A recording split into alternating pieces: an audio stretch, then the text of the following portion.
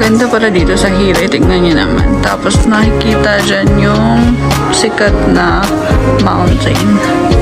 Tapos tignan nyo yung mga Koreans. Kahit iwan lang nila dito yung phone nila, okay lang yan. Secured sila.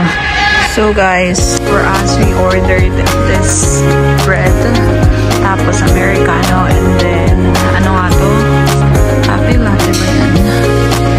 Tapos medyo pricey dito. Look, sa ganyan lang na food, 24,000 na siya. But worth it naman kasi maganda yung view, lalo na yun. Lalo na yun. Sikat kasi yun na tourist spot.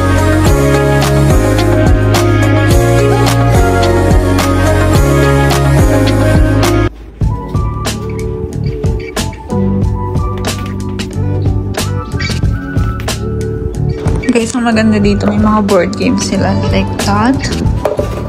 And then, maulog ka nga. Tapos, ano yan?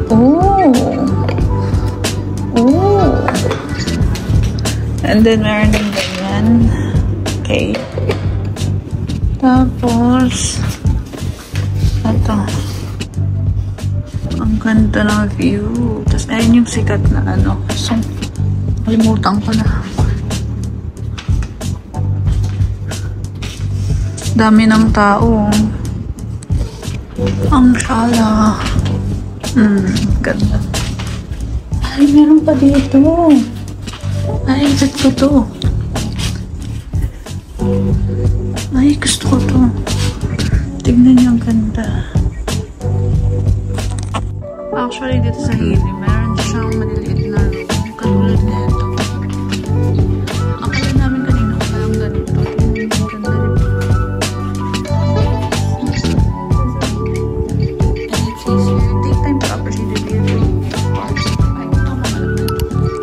Pati restroom, ang ganda ko. Sino ka dyan pang Instagrammable?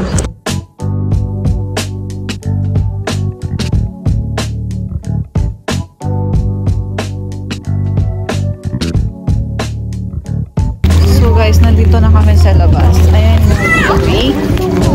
Malaki siya, pero hanggang second floor lang siya.